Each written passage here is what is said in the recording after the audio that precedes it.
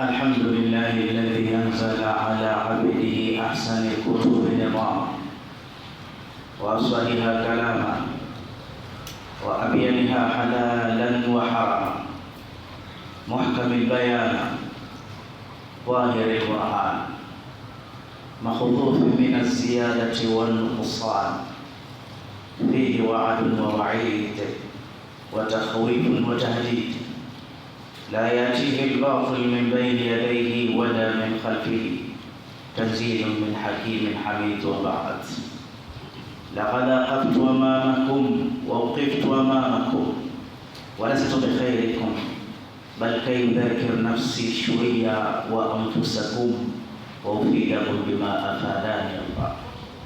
Maashara sana, nichukue fursa hii kwa mara ya pili tena kukuhusieni nami pia kuhusia nafsi yangu kumwogopa Allah na kufuata mwendo na kutekeleza sunna za Mtume Muhammad sallallahu alaihi wasallam, lakini pia kuchukua mazingatio na hatua kuhusiana na musimu wa kheri.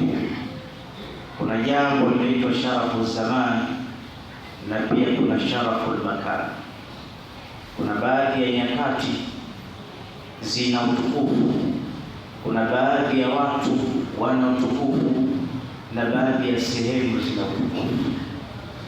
Kuzienzi sehemu hizi kwa kutenda vitendo vya kheri ni maagizo ya Mwenyezi Mungu Subhanahu wa Ta'ala. Dhalika wa man yu'azzim hurumatillah, vivyo hivyo atakayetukuza hurumatillah, vitakatifu vya Allah.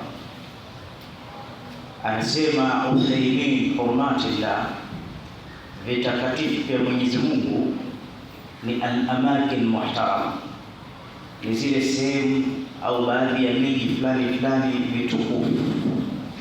Ile ukiheshimu, ukifika mathalan Maka, nafsi yako ikabadilika ikatahawal, Allah anasema fahuwa min taqwal qulub, basi ukitafuta uchamungu kwamba takwa hauna, uchamungu uko hapa, basi huo ni uchamungu mkubwa. Lakini ukitafuta jambo bora, huwa khairun inda rabbik, pia jambo hilo ni bora mbele ya Mwenyezi Mungu jalla jalala, kutukuza sehemu tukufu. Lakini hurumatillah ashkhasun muhtaramin, vitakatifu vya Mwenyezi Mungu ni wale watu watukufu. Kuna fadhila kubwa kumtukuza baba, kuna fadhila kubwa kumtukuza mama, kuna fadhila kubwa kuwatukuza masheikh, kuna fadhila kubwa kumtukuza Mtume Muhammad.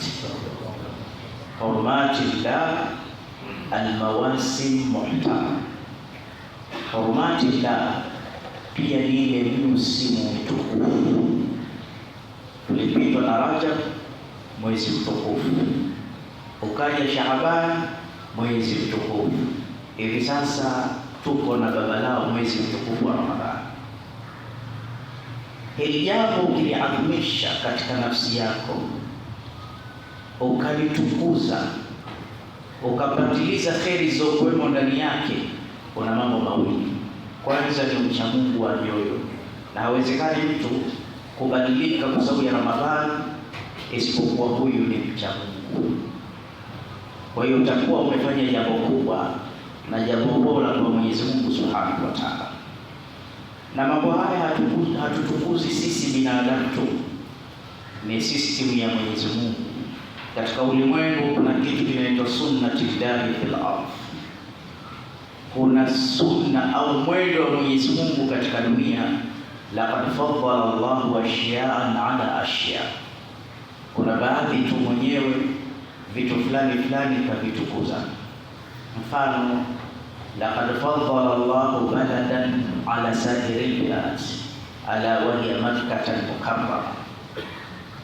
Katika miji ya dunia sijui ni mingapi, kuna mji mmoja Mwenyezi Mungu kautukuza juu ya miji yote, na huu ni mji wa Makkah mtukufu. Wa faddala Allahu jabalan ala sa'iril jibal, lakini milima ni mingi, kuna mlima mmoja Mwenyezi Mungu kautukuza dhidi ya milima yote duniani, ala wa huwa Jabal Uhud. Mlima yenyewe ukienda Maka unaitwa mlima wa Uhud, Jabal Uhud. Jabali hili limetukuzwa, na wale ambao hatujaenda Maka tutalikuta peponi jabali hili. Wa faddala Allahu kitabun ala sa'iri al-kutub, vitabu vya Mwenyezi Mungu viko 105. Sayyidina Shii pekee yake kapewa vitabu 52. Vitabu ni vingi sana. Kutubu samawiyati munazzalati ala anbiya, kuna vitabu vimeshuka kwa mitume, kwa hiyo iko 100. Katika vitabu vyote kuna kimoja Mwenyezi Mungu akitukuza sana, ala wa huwa al-Qur'an. Chenyewe ni kitabu cha Qur'an katika vitabu vya Allah. Mwenyezi Mungu akiheshimisha, kimezidia Taurati na vitabu vingine vingi. Wa faddala Allahu yawman ala sa'iri ayyam, hata hizi siku, masiku haya, kuna siku moja Mwenyezi Mungu kaitukuza kuliko siku zote zilizobakia, ala wa hiya yaumi Arafa. Hii ni siku ya Arafa. Siku ya Arafa Mwenyezi Mungu anashuka mchana mpaka duniani ili kusaidia waja wake. Siku ile haishindi na siku yoyote ile. Wa faddala Allahu laylatan ala sa'iri layali, hata hiyo siku kuna usiku mmoja umetukuzwa kuliko siku zote. Siku yenyewe ni siku gani? Ni usiku wa Lailatul Qadr, khairun min alf shahr. Wa faddala Allahu malakan ala sa'iri malaika, pia malaika ni wengi, lakini kuna malaika mmoja Mwenyezi Mungu kamtukuza sana, kampa uzuri, kampa utukufu, kampa heshima, ala wa huwa Jibril alayhi salam. Huyu ni Sayyidina Jibril, ametukuzwa sana. Wa faddala Allahu basharan ala sa'iri bashar, lakini pia katika binadamu yuko mmoja kashinda watu wote dunia nzima, na huyu haitumii shida kukufafanua, bila shaka ni Mtume Muhammad. Huyu ni ashraf khalqillahi ala al-akhlaq wal akhlaq.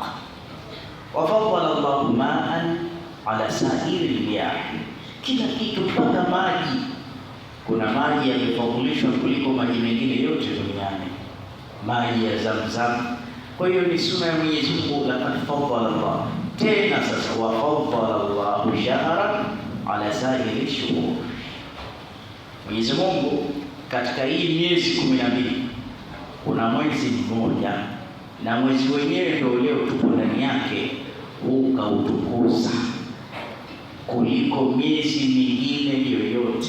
Hata aada al-Islam la yaarifuna qimata Ramadhan, hata wale wasiokuwa Waislamu wanajua thamani ya mwezi mtukufu wa Ramadhani.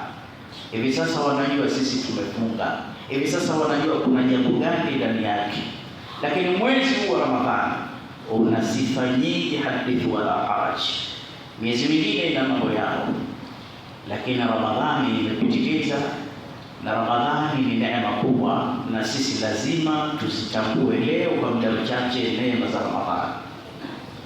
Ar-Ramadhanu yakfihi sharafan, Ramadhani pekee yake ina utukufu mkubwa, wa huwa rukunun min arkani al-Islam. Kwanza tambua ni nguzo miongoni mwa nguzo za Uislamu.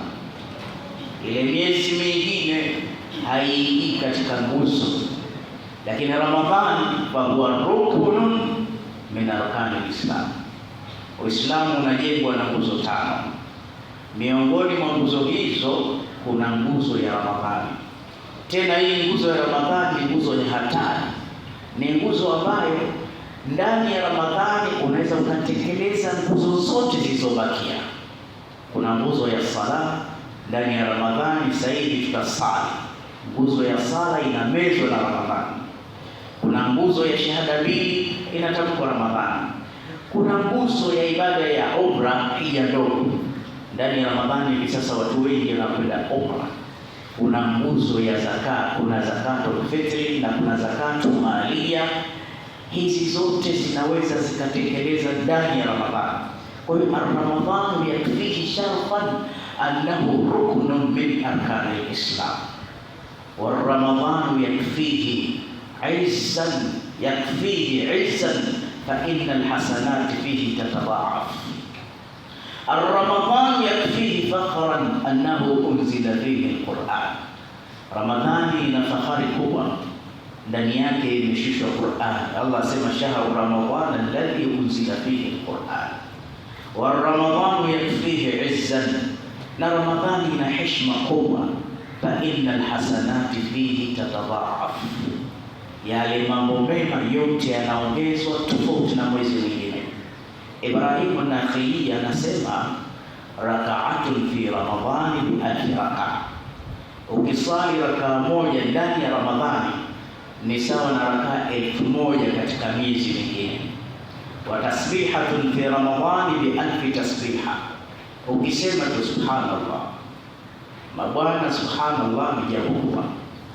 Ukiwa na furaha itakiwa useme subhanallah. Ukiwa na huzuni, una tatizo, itakiwa useme subhanallah. Idha jaa nasrullahi wal fath wa ra'aita an-nasa yadkhuluna fi dinillahi afwajan fasabbih. Ukiona umeshaukomboa msikiti wa Makka, muna furahi, la ilaha illa Allah wahda sadaqa wa'ada wa nasara 'abda, furaha yote hii, fasabbih, sema subhanallah. Na sehemu nyingine mtume akipatwa na majanga, Mwenyezi Mungu anamwambia sema subhanallah. Ndio maana neno la subhanallah lilikuwepo zamani, toka zama za jahiliya Waarabu walikuwa wakitumia. Ndio maana hata ile safari ya Isra Mwenyezi Mungu alianza kusema subhanallah. Kwa nini ameanza na subhanallah? Kwa sababu Waarabu qasam au hutumia neno la subhana, na Mwenyezi Mungu akaona kuwathibitishia safari ya Isra aanze na neno la subhana. Sasa hii subhana ikiwa ni jambo kubwa kabisa ambalo hata malaika wanalisema nahnu nusabbihu bihamdika wa nuqaddisu laka, subhanallah. Sasa anasema Ibrahim an-Nakhai wa tasbihatin fi Ramadhani bi alfi tasbiha, na kusema subhanallah moja ndani ya Ramadhani unahesabika umesema subhana 1000 na zinafaa kubwa kabisa. Wa sadaqatun fi Ramadhan bi alfi sadaqa, hata sadaka utakayotoa leo ndani ya mwezi wa Ramadhani inahesabika ni sadaka 1000. Wa rak'atun fi Ramadhan, wa rak'atan fi Ramadhan bi alfi rak'a, hata leo ukiruku unahesabika ni rukuu 1000. Fa innal hasanati fihi tatadha'af. Mwenyezi Mungu ameusimulia mwezi mtukufu wa Ramadhani ndani ya kitabu chake, ndani ya sura Al-Baqara. Tuchukue aya kwa ufupi tu basi. Mwenyezi Mungu alipoanza kuzungumza Ramadhani alisema ya ayyuhalladhina amanu, enyi mlioamini. Tulioamini ndio sisi hapa tumekusanyika hapa, takwa wake kwa waume, wakubwa kwa wadogo, wazee, matajiri, maskini, mafukara, wanaoishi nyumba za kawaida, nyumba za hali ya juu, wenye kazi, yani kila alioingia hapa msikitini tunamdhania ni muumini. Kwa hiyo khitabu hii tunaambiwa sisi na wengine duniani, ya ayyuhalladhina amanu. Hizi ya ayyuhalladhina amanu ni nyingi mno ndani ya Qur'ani, karibia 80 ya ayyuhalladhina amanu. Na wanawachuoni wanasema zikiitwa kwa sura hii, Mwenyezi Mungu anataka kuzungumza na wapenzi wake, enyi mlioamini, imma amrun khairun laqad yurshadu ilayhi. Pengine kuna jambo lina kheri, lina baraka, tunatakiwa tupewe. Na wallahi liko jambo, kama utaniazima masikio, mimi nitapata kwalo faida na wewe utapata faida. Waumini, imma amrun nahyun yunha anhu, au kuna jambo baya mno tunatahadharishwa tusiumie. Lakini katika hili hapa kuna jambo la kheri. Hii na kheri ina ujumbe ndani yake. Ndio damu ya Rabbi, tumefungua mpaka masikio ya moyo, tunasikiliza kwa makini aya hii, ambayo aya hii mimbari nyingi leo Dar es Salaam zitasoma sana aya hii. Pengine mwingine katika mukaddima alianza na aya hizi zinasemaje. Allah anasema kutiba alaikumus siyam, mmefardishiwa jambo la kufunga saumu. Haya maneno haya magumu, sigha iliyotumika kutiba, hata angesema kataba ni sawa, lakini kutiba ikija kwa majhul, wanawachuoni wanasema ni amru shaqun azizu. Likija neno la kutiba ni mambo magumu, ni mambo si mepesi. Ndio maana utaona baadhi ya aya Mwenyezi Mungu akiongea vitu vibaya vinavyoumiza, alikuwa akitumia misamiati kama hii au ibara kama hizi: ya ayyuhalladhina amanu, enyi waumini, kutiba alaykumul qital wa huwa lakum, mmeandikiwa mkapigane, na nyote mnachukia vita, na nani anavipenda vita? Hapa juzi kwenye uchaguzi ulipita, ilitokea kama vita, watu walikufa. Ninavyosema mpaka leo kuna watu wengine walemavu na wengine waliathirika na ulcers chronic, madonda ya tumbo, hana cha kukila ndani. Wote tulikuwa tunaomba salama. Na sisi mashehe au wazungumzaji, mimi last mentor, sisi wazungumzaji tulikuja kwenye mimbari hizi tukasema, jamani, wakati tunahubiri amani, nilikuwa tunaona kama tumepewa hela, tumenunuliwa. Mnayaona? Wengine wakakiri kweli tumeyaona. Nilitokea jambo kama la maaraka, vita. Hakuna anayependa vita toka zamani, na Mwenyezi Mungu anasema mmeitwa katika vita na nyinyi hamtaki. Ibara ile ya vita ndo ametuitia kwenye jambo la saumu. Inaonekana jambo la saumu si jambo jepesi, ni jambo gumu kabisa, ni jambo gumu, ni jambo zito. Vitu jepesi huandikwa kwa kataba ala nafsihi rahma wabtaghu mimma kataba Allahu lakum, mambo mepesi kataba. Lakini Mwenyezi Mungu kwa sababu anatupenda, huko nyuma ameanza na jina la kutuita wapenzi wake waumini, akaona tuambie wazi kabisa, kutiba alaikumus siyam. Na ningekuwa mimi ningesema nimekufundishieni kufunga, lakini hivyo kuja kwa majhuli kataba au kutiba, yani kana kwamba halijulikani hata nani aliyofundisha. Yani Mwenyezi Mungu vile anavyotuhurumia, anaona haya hata kujitangaza, mimi nimekufundishieni kufunga, kana kwamba kajificha. Nyewe mmefundishiwa kufunga, alafu muulizane na nani? Sina yeye mwenyewe Mwenyezi Mungu Subhanahu wa Ta'ala. Kutiba alaikumus siyam. Kwa hiyo jambo la saumu ni gumu. Ndio maana kusema kutiba alaikumus sawm, saumu ni kitu cha muda mfupi, lakini siyama ni kitu endelevu, asubuhi mpaka jioni, au kuishi maisha ya kisaumu ni kitu endelevu. Kutiba alaikumus siyam akapunguza ukali kidogo, kama kutiba ala alladhina min qablikum, hivi tulivyokufardishieni kama waliopita kabla yenu nyinyi. Japokuwa waliopita kabla yetu sisi saumu yao si kama sisi. Watu wa zamani walikuwa mtu anafunga mkate tu, au anafunga maziwa tu, au anafunga sijui chapati tu. Si saumu kama hizi za leo. Saumu walikuwa wanafunga kabla yetu sisi walikuwa watatu tu. Alikuwa Nabii Musa alayhi salam, Nabii Idris, Nabii Yasa, na hao walikuwa wakifunga saumu za usali. Bado huwezi kukompea na sisi. Maana Nabii Musa alikuwa akifunga siku 30 bila kufuturu, na hata mtume hizi saumu za usali alikuwa akifanya. Na hata Makuraishi, si kwamba saumu zimeanza leo, walikuwa wakifunga kama hii Ashura kabla ya Mtume Muhammad. Walikuwa wakifanya vitu kama hivi, wakiadhimisha miezi mitukufu ndani yake. Kwa hiyo tumepewa tashbihi, kupunguziwa, kama waliokuwa kabla yenu nyinyi walikuwa wakifunga, japo sifunga kama hii. Ndio maana haya maneno yamenyumbulishwa, msije mkagundua mbona waliopita walikuwa wakifunga mkate tu, mbona sisi ni hivi? Na kwa nini aseme kama waliokuwa kabla ya nyinyi? Ukiambiwa sehemu fulani bwana, kuna watu wanadaiwa na wamekamatwa, na hata wewe utakuja kukamatwa, bila umepata ile taarifa, tension yako inakuwa ndogo, kibarua chako kinakuwa kidogo. Kuna somo iko hivi, hata waliopita washawahi kupewa majaribio kama haya, kama kutiba ala alladhina min qablikum. Faida gani sasa kutesana huku? Anasema la'allakum tattaqun, ili mpate kuwa wacha Mungu. Na hakuna kitu hata kimoja kinamuingiza mtu peponi isipokuwa takwa peke yake. Mtume aliulizwa akthara ma yudkhilu an-nasu jannata, kipi kitakachoingiza watu kwa wingi peponi? Akasema taqwa Allahi wa husnul khuluq. Ili uende peponi sio maneno mengi jamani, sio kuvaa makanzu makubwa sana, yani ni takwa tu. Yani ukimwona mtu ni mcha Mungu, huyu ndio kitambulisho cha kwenda peponi peke yake.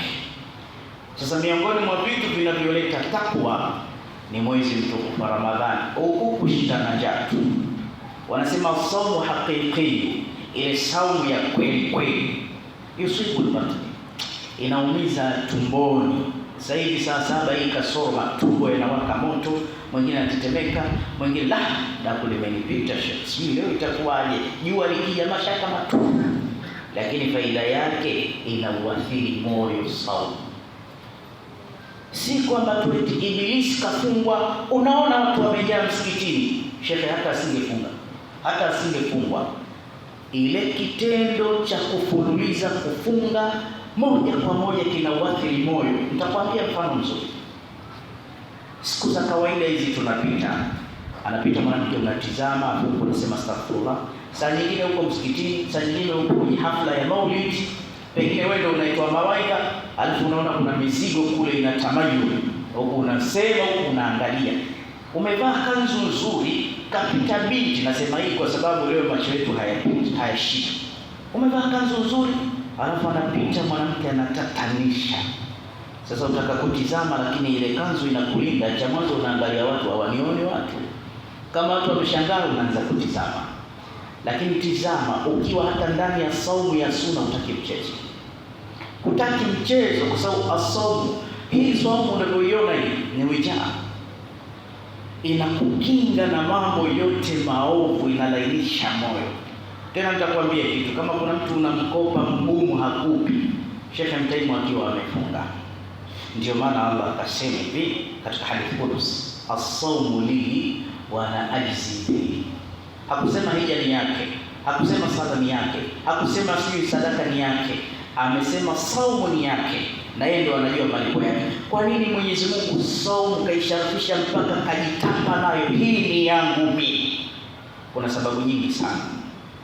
As-sawmu li wa ana ajzi bihi, hii saumu ni yangu mimi. Kullu amalin ya'maluhu ibnai adam lahu, kila matendo anayoyatenda mwanadamu yake. Maana yake Mwenyezi Mungu kamtajia zile fadhila zake. Ukifanya hivi, manjaa bihasanatin 10 amthaliha, ukienda Maka utapata hiki, na hii ni fadhila ya Mungu, kwa sababu binadamu anapenda istiqdamu al-fadhail. Mwanadamu anapenda ukimtajia kitu ndo anakuwa na bidii. Tunataka shekhe ujenge msikiti, tunakupa tenda ya kujenga. Shekhe mtajenga, asante, lakini mwisho tunalipa naje? Ile ndio istiqdamu al-fadhail. Nataka niende Maka, shilingi ngapi? Milioni 15. Afu nitapata nini pesa zote hizi? Al-hajjul mabrur laysa lahu jazaa'un illa al-janna. Utapata pepo. Shekhe swali ya witri, alafu baada ya witri nitapata nini? Shekhe fanya hivi, toa sadaka, alafu nikishatoa 10,000 nitapata nini? Shekhe utapata laki. Shekhe inawezekana kweli bwana, nikitoa 20 kwa hiyo laki 2. Istiqdamu al-fadhail. Hii ni rehema ya Allah. Angeweza kutupa hizi amali zote asituambie fadhila zake, na tungefanya tutake tusitake, lakini kututia moyo. Alikuwa anayekwambia bwana ukifunga utapata hiki, muongo. Kajua wapi? Allah asema hii ni yangu, kaiweka kwake. Kuhusiana na malipo, mimi ndio najua fadhila zake. Wanasema innal adhaima kufuhal udhama. Usiseme atanilipa nini Allah, wakubwa hawalipaki kidogo Harun Rashid alikuwa ni mfalme. Siku moja anamuona mtoto anasoma Qur'an, Bismillahirrahmanirrahim, anaifadhi. Akamwambia, ya bunayya, unasoma sura gani hapo ulipo? Akamwambia, nasoma inna fatahna laka fatahan mubina. Lakini kutizama msahafu, ile sehemu iliyofunguliwa haiendani na inna fatahna. Akaushika msahafu kufungua, akamkuta anaisoma abasa wa tawalla.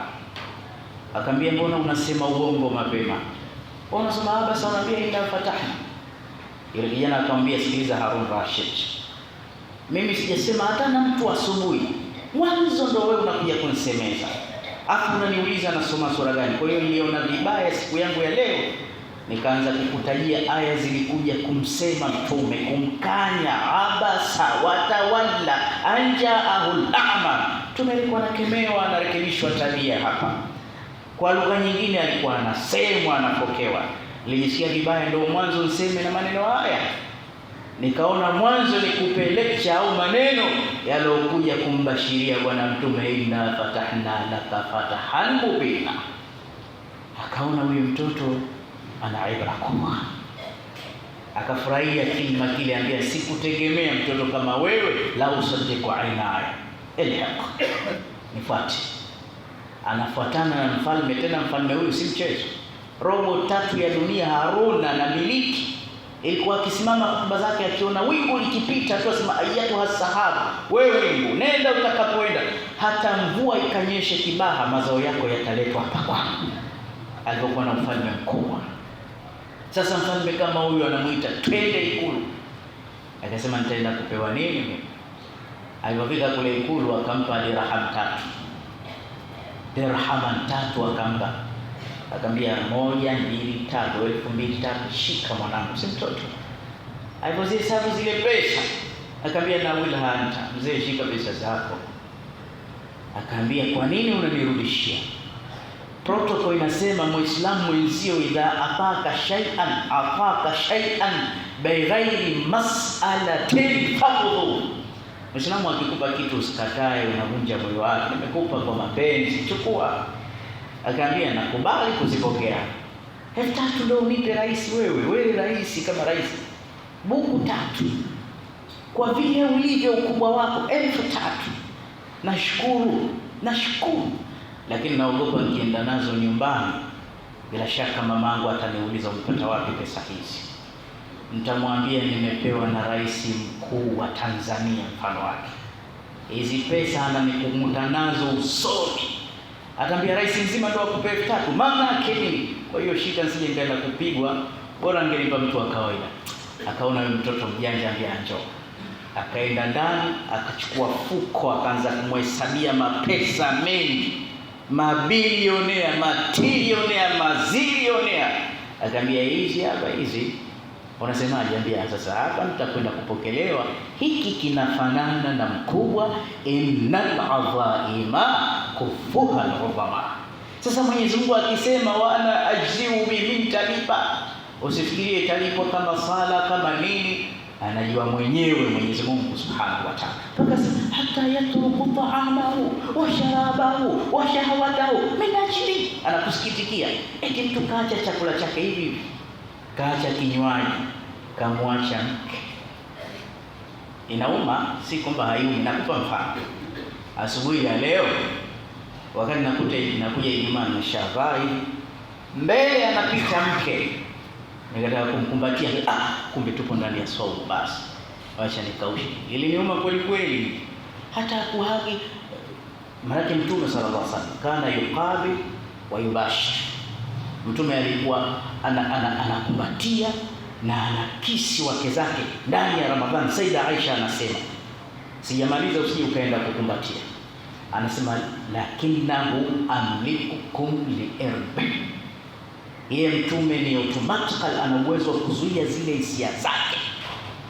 Sasa wanachuoni wanasema itakiwa tuabusu sisi wake zetu, lakini ile qublatan bil ishara, ile kumbusu mke kwa ishara. Maana hizi busu zina unwani hizi. Usione kwamba busu zinafanana, hazifanani shekhi. Kuna mabusu kumbusu shekhi. mashallah, kuna busu ukambusu mamako. Hata nyinyi wanaume mnaweza mkabusiana, lakini naambie lile busu la mke wako ndo unambusu msela mwenzio. Hebu siku moja jaribu vile unavyombusu mkeo, kambusu msela mwenzio, uone kivumbi kitakachokukuta.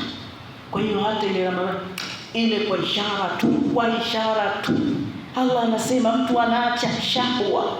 Mke nimetoa mahali, mashekhe wamekuja wamesoma hotuba ya ndoa, baba mkwe kanioza wangu huyu. Wewe hujui yuko kumbatiana, kuna vitamini, kuna sakani zinakuja katika kichwa, kuna vitamini tunabadilishana, kuna utulivu. Allah sema litaskunu ilaiha, almar'atu hiya masdaru sakina, mwanamke ni utulivu. Sasa mimi nataka kupata utulivu kidogo, nikaona kama kuna shoti. Wanasemaje, subiri ikishafika usiku, si kibarua kidogo hichi. Sasa saumu li wa ana ajzi'u bihi, hii saumu ni yangu mimi na mimi ndio najua cha kulipa. Kwa hiyo hii saumu la'allakum tattaqun, ili mpate ucha Mungu. Tunamwomba Allah atupe takwa kwa ajili ya Ramadhani. Na nikwambie ni bishara, kuna baadhi ya watu msikiti walikuwa hawajui, walianza kuswali Ramadhani ya mwaka jana mpaka leo wamebaki msikitini. Na tunamuomba Mwenyezi Mungu kama alivyosema shekhe hapa kabla ya mimi kupanda Sheikh Suleiman, tupo wengi, tunamuomba Mungu aturuzuku ule ucha Mungu, hata ikiisha Ramadhani tuendelee hivi hivi. So hii Ramadhani kuja kwetu ni kama neema. Wengi mwaka jana waliutamani umwezi wa leo, lakini hawakuwafikiwa, wameondoka. Cha ajabu sasa, huu mwezi wa Ramadhani ni jambo kubwa sana, na nitakwambia kitu, unatengeneza maisha. Kabla sijafika hapo kufunga maneno yangu, cha ajabu tena, mimi nasema sijui ni Waislamu wa Tanzania sana kuliko kwingine.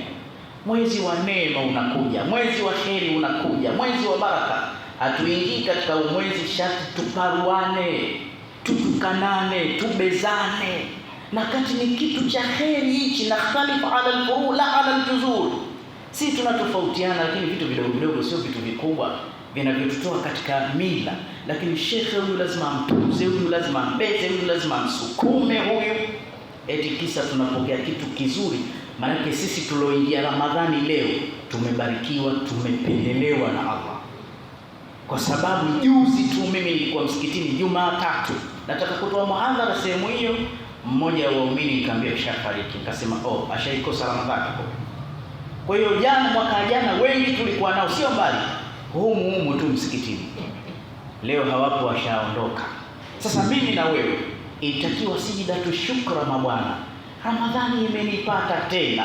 Kama kuna sehemu nilikuwa sijaika sawa uchumi wangu, hali yangu, hii Ramadhani nitarekebisha. Sasa Ramadhani mashekhe tunaanza kuingia, tunaanza kuwashiana moto. Hawa amatu nasu watafanyaje hawa? Alafu ndani ya Ramadhani tunarekebisha tabia.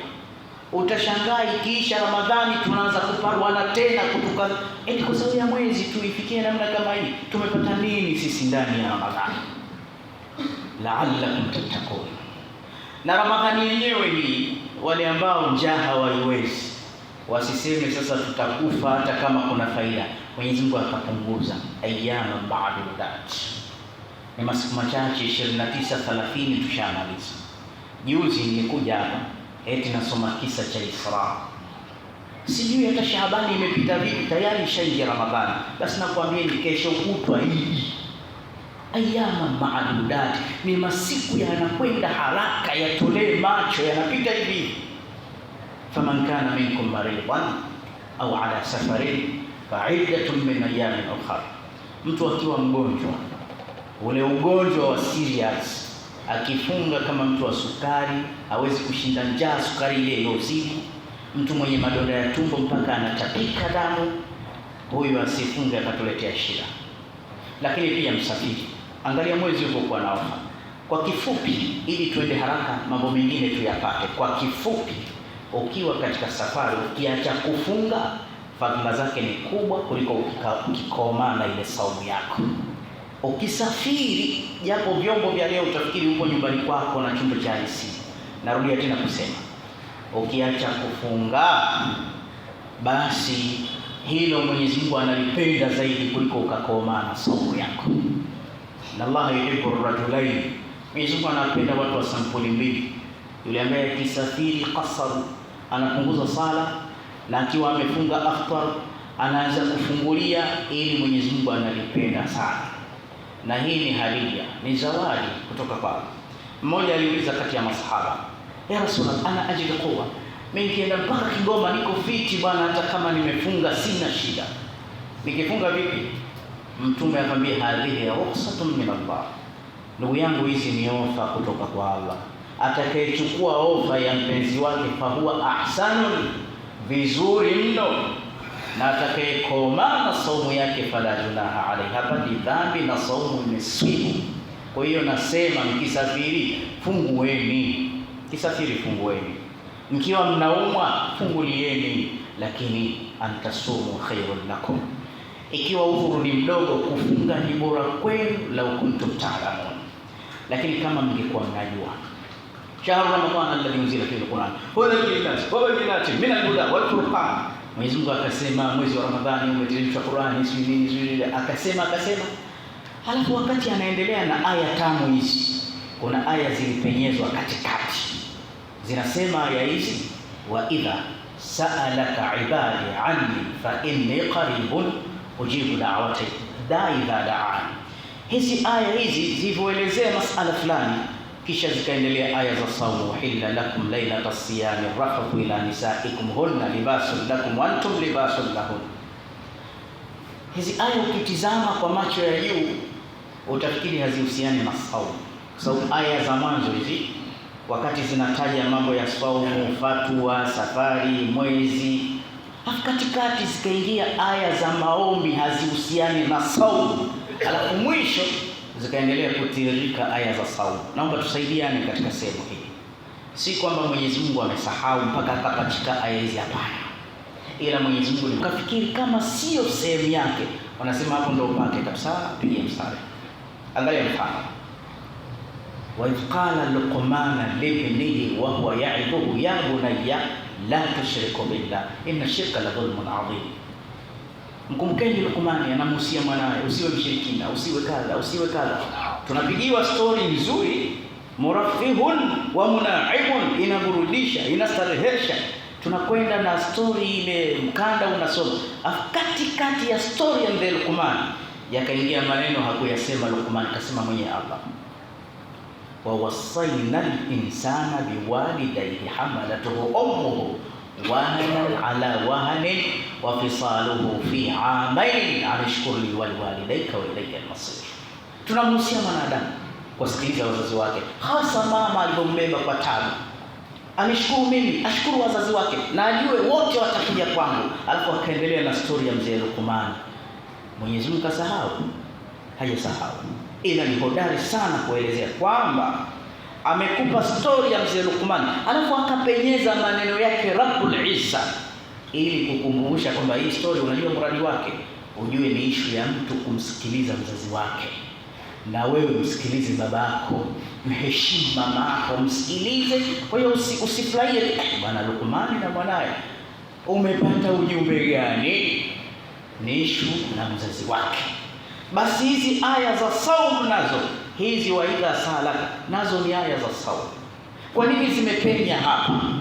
Zina balagha kubwa, kwa sababu thalathatun minawatumo la turadu da'watuhum. Watu watatu maombi yao hayarudi nyuma. Mabwana, kuomba ni issue moja muhimu. Wewe umeomba sana, unaona hujibii, ndio maana unachanganyikiwa mpaka kwa mganga mshirikina na kupigia manyanga yale. Kile ulichokiomba, tumeomba sana mtoto mpaka tunachanganyikiwa, mke wangu anasemwa sana. Kwa hiyo kuna mzee mmoja mtaalamu, kun fayakun, naenda unapigwa viwembe, njia ya kuomba, lakini sio njia rahisi. Sasa wewe ukiipata njia ambayo ukiomba inapita, hiyo tamasak, ikamate kweli. Kuna njia wewe unaomba lako bila kupitia shekhe, bila kutawassul na yoyote. Hili jambo Allah mwenyewe kalifichua. Watu watatu Mtume anasema maombi yao hayarudi nyuma. Wa mwanzo, imamun adilun, kiongozi mwadilifu. Yani wewe katika sekta ya uongozi, uwe imamu, uwe baba, ukiwa mwadilifu, Shekhe, kila unalojiombea limetiki. Kuna watu zama za Mtume walikuwa kitu mujabu dawa, dua yake haina kurudi nyuma. Mtu wa pili, mtu aliodhulumiwa, mtu aliofanyiwa dhulma, akiomba dua, ile dua yake yurfa au turfa ila al-ghama, haraka inapandishwa mpaka mbinguni. Wa yuftaha abwabu samaa, inafunguliwa milango ya mbingu, hata kama si Muislamu. Alafu anasimama Allah mwenyewe anaipokea dua kama ile, anasema bi'izzati wa jalali la ansurannaka walau ba'da hin, kwa heshima yangu na utasi wangu nitakunusuru hata ichelewe. Mwenyezi Mungu hajakafirika na wanaowadhulumu wenzi wao. Mbona nishamdhulumu, nini kimetokea? Kitatokea muda mchache. Mtu wa tatu, Mtume anasema as-saimu hatta yatu, ni mtu ambaye amefunga mpaka atakapofutari dua. Tuna madeni, si umefukuzwa kazi, si una hasadi ndugu yangu, si una kesi mahakamani wewe, si unatafuta mtoto, acha yote madogo. Hakuna kitu kinachoumiza watu mjini hapa kama umaskini. Mabwana, ufukara tumeuchoka jamani. Mimi namba moja, ufukara ni kesi. Ufukara ni kesi kubwa, mpaka mmoja wanawachuoni anasema lau kana al-faqru shakhsan la aqtulna, ufukara angekuwa ni mtu ningemuua. Kwa sababu ya ufukara. Unamkuta kijana kama mimi amepiga joho kama hili, Kiarabu kingi na hau nyingi, alafu akitoka kwenye mimba kitapeli anakodolea sadaka za Waislamu. Ufukara huu. Shekhe mzuri mzima anauza dini hivi, ananunuliwa mara nyingine sio na shirika na kampuni na serikali, sababu ya ufukara tu. Mwanamke na nikabu yake anaingia guest house, anaenda kutafuta luqmatul aish, sababu ya ufukara tu. Umaskini unakutoa katika dini, na kuwa maskini wala si jambo la dini kwamba ni sawa tu. Na ukome mara moja kumshabihisha Mtume na ufukara na umaskini. Mtume alikuwa anajikinga nao. Katika dua yake alikuwa akiomba Allah, wa'udhu bika minal faqr wal kufr, Mungu niepushie na ufukara.